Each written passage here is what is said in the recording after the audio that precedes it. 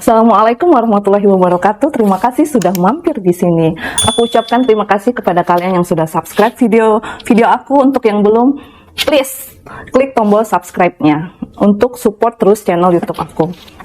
Oke, kali ini kita akan membahas sesuatu aset milik Indonesia yang sangat berharga, yaitu Indosat. Kalian harus tahu nih tentang sejarah panjang dari Indosat. Aset berharga milik Indonesia yang sering diibaratkan dengan istilah angsa bertelur emas.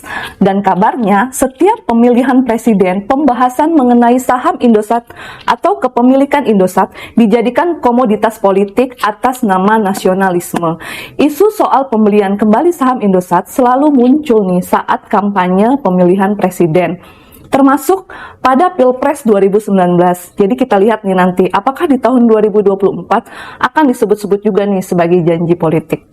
Ups, kok agak berat ya pembahasan kita hari ini. Kayaknya habis keselak majalah Tempo apa ya.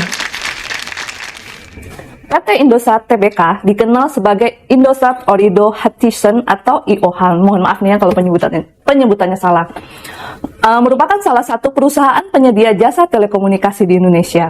Perusahaan ini menawarkan layanan komunikasi untuk pengguna telepon genggam dengan pilihan prabayar maupun pascabayar dengan merek IM3 dan juga Tri.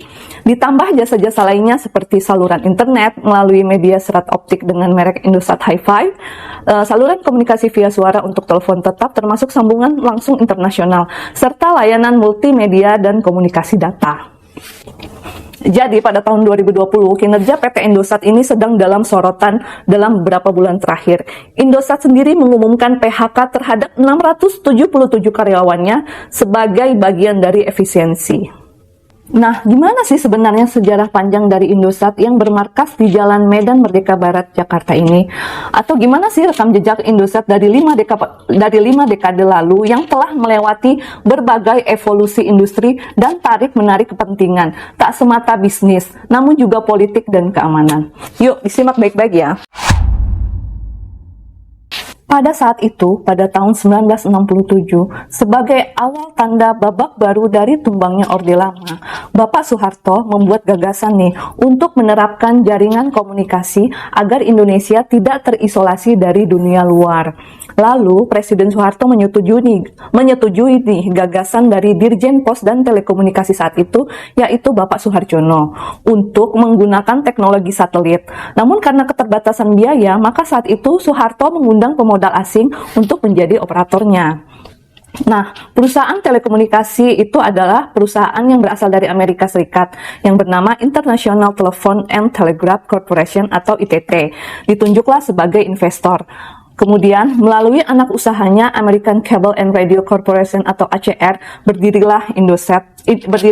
resmilah berdiri Indosat pada tahun 1967. Nah, uniknya, perusahaan ini sekaligus menjadi pemodal asing pertama sejak ketok palu Undang-Undang Penanaman Modal Asing di tanah air. Modal asing pertama yang masuk ke kantong Indosat senilai 6 juta US dollar. Indosat resmi berdiri pada tanggal 20 November 1967. Kemudian, berdasarkan kutipan dari Bondan Winarno dalam JB Sumarlin, cabai rawit yang lahir di sawah tahun 2013, perusahaan yang bergerak di bidang telekomunikasi internasional itu kemudian berkembang pesat nih, seiring dengan pertumbuhan ekonomi Indonesia yang diuntungkan oleh meningkatnya harga minyak di era tahun 70-80-an. Siapa sih yang nggak kenal dengan 001, layangan sambungan internasional yang mampu menjadi mesin uang dan pertumbuhan Indosat saat itu. Kemudian masalah mulai muncul nih. Kala itu Soeharto meminta Indosat untuk berpartisipasi dalam proyek pembangunan kabel laut antara Medan dan Penang untuk melengkapi jaringan telekomunikasi internasional. Proyek tersebut merupakan hasil pembicaraan antara Soeharto dengan Perdana Menteri Malaysia saat itu Hussein On. Namun Indosat menolak nih, alasannya proyek tersebut merupakan capital expenditure yang belum diperlukan.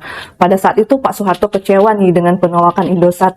dan membawa masalah tersebut dalam sidang kabinet. Beberapa usulan sempat muncul, mulai dari memberikan tindakan keras hingga melakukan nasionalisasi.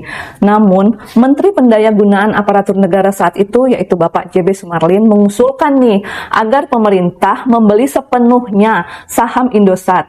Apalagi kondisi keuangan Indonesia saat itu sedang bagus-bagusnya nih, karena menerima windfall profit dari booming minyak kedua pada tahun 1980. Kemudian juga alasan Bapak Sumarlin menolak nasionalisasi adalah karena pemerintah sedang giat mengundang investasi asing untuk pembangunan. Menurut Bapak Sumarlin, setiap upaya pengambil alihan paksa bisa berdampak buruk pada usaha pemerintah dalam menggait investasi asing. Lanjut nih.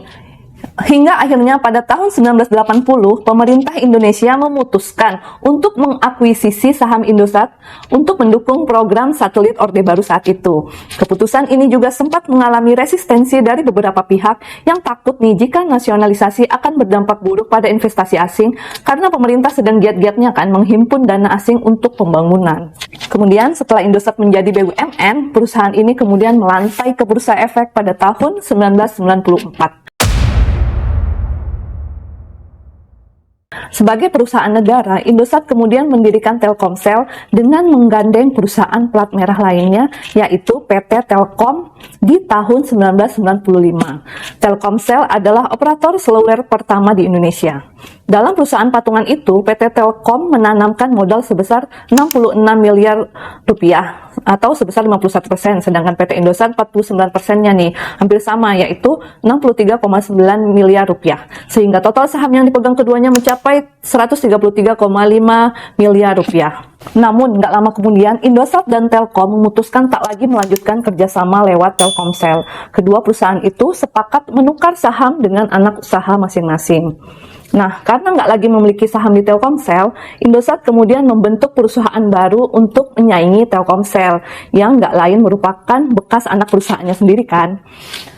Kemudian Indosat melahirkan PT Indosat Multimedia Mobile untuk bersaing dengan Telkomsel milik Telkom. Produk andalan dari Indosat itu adalah IM3. Bolehlah nih IM3 mampir di sini, udah disebut-sebut dari tadi. Kemudian kita beralih ke tahun 2002. Presiden Megawati menuai kritik pedas atas keputusannya menjual saham BUMN telekomunikasi tersebut. Yang nggak lain adalah Indosat ya. Nggak cuma Ibu Megawati aja nih, tapi juga Laksamana Soekardi yang saat itu menjabat sebagai Menteri BUMN. Para kritik menganggap Indosat adalah aset strategis. Selain itu, Indosat juga dianggap sebagai BUMN yang menguntungkan. Pada saat itu, Indonesia sebagai pemegang saham mayoritas menjual saham Indosat kepada Singapore Technologies Telemedia atau STT, anak usaha dari Temasek. Dia dinyatakan sebagai pemenang divestasi 41,94% saham Indosat pada harga Rp12.950 per lembar saham. Total dana yang didapat pemerintah sebesar Rp5,62 triliun. Kemudian, berdasarkan sudut pandang dari pengamat ekonomi dari Unisula Semarang, yaitu Bapak Yudi Budiman, ia menjelaskan bahwa latar belakang Megawati menjual Indosat ke Singapura karena permasalahan ekonomi yang sedang dihadapi Indonesia kala itu. Jadi dia bilang gini, saya kira semua harus memahami, pada saat itu belum lama kita krisis yang sangat hebat ketika tahun 1998 saat pergantian rejim. Lalu kemudian pada tahun 2002, selang sekitar 4 tahun, recovery ekonomi itu belum terlalu mantap. Ditambah lagi gejolak politik masih belum begitu stabil. Nah, gimana nih kalau dari kalian yang mungkin ada ahli ekonomi, ahli politik, boleh komen di bawah. Karena hal tersebut, kabarnya publik dibuat kesal sampai kubun-ubun nih. Setelah 5 tahun kemudian, STT mendapat untung berlipat-lipat dengan menjual seluruh saham PT Indosat kepada Qatar Telecom KSC atau Kitel. Beberapa bulan jelang penuntasan pembelian Qatar, saham Indosat sebenarnya nih mengalami tren pelemahan. Tercatat selama 6 bulan, saham Indosat menyusut 40% dari semula. Meskipun demikian, Kitel tetap membeli Indosat dari Singapura menggunakan harga premium. Kitel yang kala itu memiliki 44 juta konsumen di 16 negara menyatakan akan membayar tunai pembelian tersebut. Kitel sendiri adalah perusahaan telekomunikasi terbesar di Timur Tengah yang jaringannya tersebar di Asia Pasifik dan Amerika juga Eropa. Lanjut nih ya, setelah dibeli Qatar, nama perusahaan berubah menjadi PT Indosat Ooredoo Tbk. Kini, dalam babak paling barunya, Indosat mengumumkan merger dengan perusahaan telekomunikasi asal Hong Kong, yaitu CK Hutchison Holdings Limited. Penggabungan bisnis telekomunikasi masing-masing di Indonesia, yaitu PT Indosat atau ISAT, dan PT Hutchison Tri Indonesia atau H3I atau Tri Indonesia. Perusahaan gabungan ini kemudian diberi nama PT Indosat Ooredoo Hutchison Tbk atau Indosat Ooredoo Hutchison. Merger ini menyebabkan CK Hutchison menerima saham baru di Indosat Ooredoo hingga 21,8% dari Indosat Ooredoo Hutchison. Di perusahaan baru itu, pemerintah Indonesia masih memegang saham sebesar 9,6%. Saham tersebut merupakan sisa saham yang tidak didivestasi oleh pemerintah Indonesia saat era Presiden Megawati. Oke, itu tadi sejarah panjang dari PT Indosat mulai dari zaman Soeharto, kemudian zaman Megawati, sampai dengan saat ini. Semua informasi yang aku dapatkan tadi aku rangkum dari berbagai informasi yang aku temukan di internet. Kalau kalian punya informasi-informasi terbaru, kalau kalian punya koreksinya, silakan langsung aja komen di bawah. Oke, sampai ketemu di video-video selanjutnya. Kalau kalian suka dengan video ini, silakan klik tombol like dan subscribe-nya juga ya. Terima kasih dan assalamualaikum warahmatullahi wabarakatuh.